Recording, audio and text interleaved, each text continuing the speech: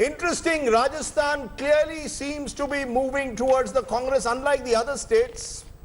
The neighboring state of Madhya Pradesh, where it's a tighter fight. Chhattisgarh, we are predicting a clear Congress victory. And Telangana, it's the TRS all the way as of now. Given this, you asked at the start, what was our prediction? This seems to be coming to, as of now, 2.5 for the Congress. I'm giving half because I'm saying Madhya Pradesh is still not clear. 2.5 for the Congress. 1 for the non-Congress, non-BJP opposition, and half for the BJP.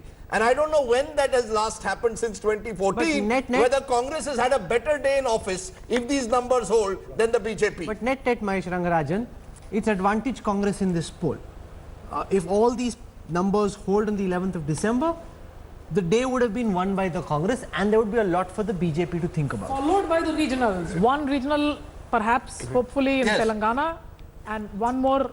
Yes, let him I think the Congress definitely would have reason to be satisfied because of the recovery from the dismal showing they've had in Madhya Pradesh, Chhattisgarh over many years, and of course winning back Rajasthan. But we should keep in mind it's an NDA government, and from the NDA's viewpoint, if TRS were to win in Telangana, it's actually good news because they would want parties which are locked in conflict with Congress locally in states where they are not so strong to possibly prosper. So yes, Congress advantage, NDA still very much in the ring. So then it's 2-2 then. Yeah, but you know, the question, Rahul, to ask is that if this is a semi-final, how does this set up the final? Because if we say that Modi's popularity in Rajasthan is intact, then the BJP will hold that on and believe this is a state election which doesn't affect the general elections. I wonder whether that is true, that what we are seeing, remember I said at the start, 62 of the 65 Lok Sabha seats of the 3 Hindi heartland states held by the BJP. Does that change dramatically if these results hold? Rajdeep, we are increasingly seeing today that state assembly results and national results are very different. So, even if we are to assume that the exit poll results are right vis-a-vis Chhattisgarh, Rajasthan, Madhya Pradesh, I think this does not automatically, this should not make people automatically assume that the Lok Sabha elections in these states are settled. It could well be that Mr. Modi goes back to these states and says, you have settled who you wanted at the state level, now look at the national election. This is a vote to make me the Prime Minister, and I think the whole Syed Zafar Islam very critical from the BJP's perspective because, and remember we're doing tracking data through the political stock exchange, and that data showed that in Chhattisgarh, Narendra Modi's popularity was amongst the highest in the country. In Madhya Pradesh and Rajasthan, he was way ahead of Rahul Gandhi. Therefore, even if the assembly elections show reverses for the BJP, it doesn't mean that 2019 is a lost battle. Rahul, there are two observations I would like to make, having now I've got the opportunity to speak. First, that the vote percentage, the gap which you have indicated or the agency which has indicated is like very steep between Congress and BJP. If you just do a back testing of the historical number, you will never find that the gap was beyond 3% ever. In fact, last election 2013 it was 0.75%. So I do not agree with that kind of a number itself, the gap of 7% or 8% what has been indicated. Away from that, let me tell you, as you rightly pointed out, that all the central schemes and the state schemes, pro-poor scheme which has been announced by the central government and the state government has a lot of recall value among the people of Chhattisgarh, Madhya Pradesh and Rajasthan. And in terms of receptiveness and the popularity of the Honorable Prime Minister and the incumbent Chief Minister is extremely high. So the number which has been indicated, the seats which have been projected is something which I'm not willing to accept. And even if you see... Mohammed, even if 2019 is still advantage Modi, if these numbers hold on the 11th of December, it will at least show that Rahul Gandhi and the Congress are back in the race. It's not as if the BJP under Modi and Shah is invincible. If you get your act together, if your leaders on the states fight together, it is possible to win. At least as of now, that's what the exit polls are saying. See, Shama Mohammed. Is that to me, Rahul? It is. Or is it to Zaf? See, Rahul, a couple of points I wanted to bring out is, one is that you remember the farmers had come to Delhi to protest, and there is a huge farmer distress. And what did the Prime Minister do? He didn't even look at these farmers. Now I hear Zafar talking about, even you were speaking about the Prime Minister of the day, but he didn't bother to look at these farmers. He didn't, even didn't speak to them, but he was very busy attending Priyanka Chopra's wedding. So this shows how insensitive. There is a martyr in Uttar Pradesh, a policeman who was shot dead, not a single tweet on that. And you talk about Mr. Adityanath, how he is going campaigning all over. He needs to take care of his state. You see, why they have not succeeded in the south of India, because south of India do not believe in divisive politics. None of the states in the south believe in divisive politics. What we see from Adityanath is day in and day out Musalman, Hindu ke beech, Dalit and the higher caste. So this is not going to be taken in.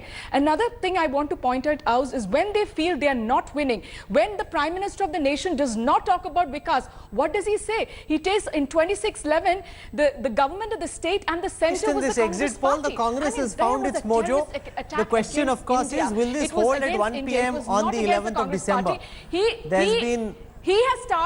He started, let me, so what I'm trying to say is that, can I finish finish it? One more point, Rahul. I just want to put one more point.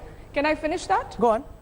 Yeah, so the last, and also, so he talks about Nana Nani who's laid the pipe and all those things, the political discourse goes down. We talk about development. And another important thing, when they don't see Vikas and when they don't see development, they start bringing out the damad over here. This is what they do. Robert Vadra, ED just comes in, breaks the door open of his office. Is this the way? He's always complied. When he's been called, he has gone and answers. His lawyers have been sent. So they bring in Robert Vadra. Another thing they bring in is an assassination plot against the Prime Minister of the country. So now the why Congress did the Prime Minister spokesperson of are this nation... defending No, but what Robert this Vadra. poll could also show, Rajdeep, is that these assassination plots, the attack on Vadra, may not be as consequential. When it comes to voters deciding how they cast their mandate, they want to know what the government is doing for them.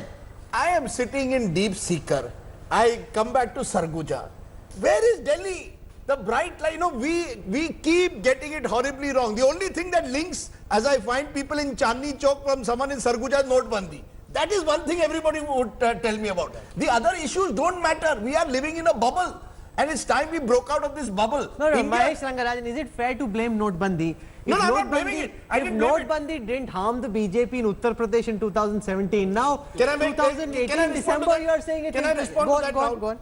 I asked this question, it's a valid question that you are raising. Remember, the UP election, sorry Mahesh, took place in January, February of 2017. At the peak of the impact of this If demonetization. you look at the popularity of Narendra Modi, January of 2017 is also at its peak. People thought he had taught a lesson to the rich of this country. Now 2 years later, Notbandi, diesel prices rising, petrol prices rising, MSP not rising commensurately. It's all come back to hit you. GST came 6 months later. Somewhere the Aam Aadmi feels here, they have taken us for granted. They meaning not Modi, whoever is in power. That would be retrospective political taxation. Let me just say to UP had a unified BJP fighting phenomenally well with a broken opposition. Challenger. In these states, the opposition effectively is one party. This is bipolar. There it was tripolar. The second is there is a larger farm crisis. And to be fair, I think certainly since the Bihar election, this NDA government has put a lot of focus on farmers and the poor, both in its program and rhetoric. But in these states, it doesn't seem to be working. And one of the reasons not working is rice, paddy cultivation in Chhattisgarh. The paddy cultivator is not realizing what they are putting in their margin has really come down. So they are rational actors. For middle class people, it's tax cuts. For them, it's the margin on cultivation. So the diesel price hike plus that bonus promised by the opposition makes a difference. And I again want to say, Madhya Pradesh, even if BJP were to lose, their record over these years has been a very good one. So it's a staggered effect. But can I again play devil's advocate here? 2003, these same states went to poll with the addition of Delhi. The BJP won all of them. 2004, Vajpayee's government was voted out. Therefore, I am wondering, the point that Sandeep Shastri made, the disjunction between state and general elections, you seem to disagree with that. You actually believe that these state elections will have an impact on the general elections. I think it would for two reasons. One, what Mahesh pointed out, that the central issue in this country right now has become the farmers' issue and the unemployment issue. Every time you see an election, you see it echoing that. If these numbers are right, it precisely shows that, number one. And number two, take Rajasthan, 25 seats. The BJP won all in 2014. It will be very difficult for the BJP to repeat that. Same thing in Madhya Pradesh. The BJP won 27 out of 29. It will be very difficult for the BJP to repeat So that. in Shantanu, does that 2019. put extra pressure on the BJP to get UP right? You know, now looking 5 months from now, if these numbers hold, you're losing bits of the Hindi heartland where you swept. Therefore, is the pressure on the BJP, let's get UP right, because if we get UP wrong, then we are in real trouble now. I think Rajdeep, I agree with the other panelists that the electorate has become much more smart, and in the age of social media, 2003 to 2014 or 2018, now is very different. Now the information is too much. They know whom are voting for. Is it MLA? Will it form a CM or will it MP? Will it form a PM? People are aware now. It's not ki if there are two voting machine, I press You know, vote and there's vote a very party. special guest who's joining us on this broadcast. You may not have seen him much on television so far, but he's the man who's been working on the ground in Chhattisgarh to rebuild the Congress party. He's had a hugely successful pan-state yatra. He's the man who literally has rebuilt the Congress over the past few years. His name is Bhupesh Baghel. He is with my colleague Neha Batham. He's in Raipur. Neha is over there. Most of the exit polls, including that by Access My India for India today, suggesting, Neha, that the Congress is in the lead and Bhupesh Baghel could then possibly be leading the race to be Chief Minister of the state.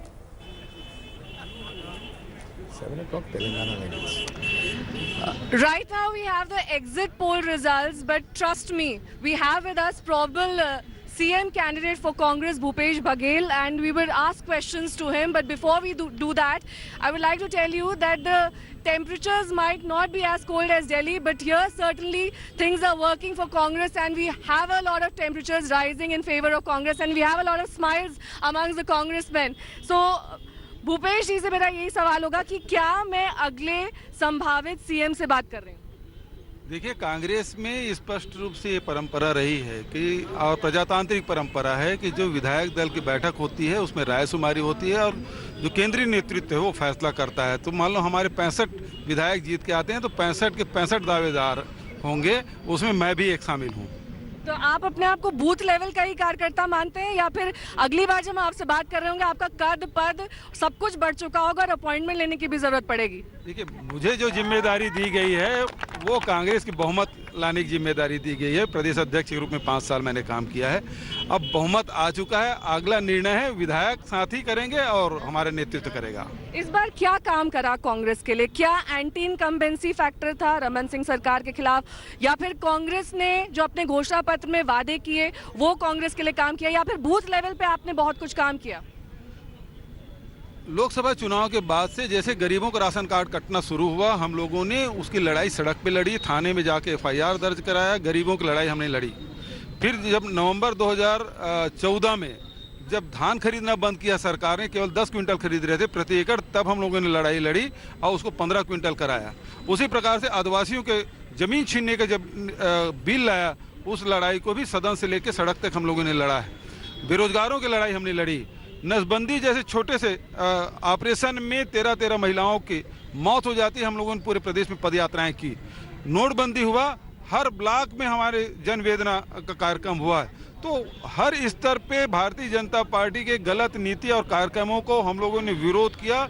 हर मुद्दे में जो प्रभावित वर्ग थे उनके हक में Congress party खड़ी रही, और उसके साथ ही साथ जो संगठन का जो ढांचा है जो ब्लॉक लेवल तक के था उसे हम बूथ लेवल तक पहुंचाने में सफल रहे। और यही कारण है कि प्रत्येक बूथ में हमारे कांग्रेस के कार्यकर्ता चुनाव के दिन डटे रहे, प्रशिक्षित कार्यकर्ता हमारे डटे रहे, और इसके कारण से हमको सफलता मिलेगी। सर एक बात बताइए, एग्जिट पोल के जो आंकड़े आते हैं उसके बाद हम नज़र सीधे लगाते हैं 11 तारीख के जो नतीजे आएंगे, अगर वो आपके हित में आते हैं यानी कि कांग्रेस की सरकार छत्तीसगढ़ में बनती है, तो क्या ये एक अच्छा संकेत होगा 2019 लोकसभा चुनाव के लिए?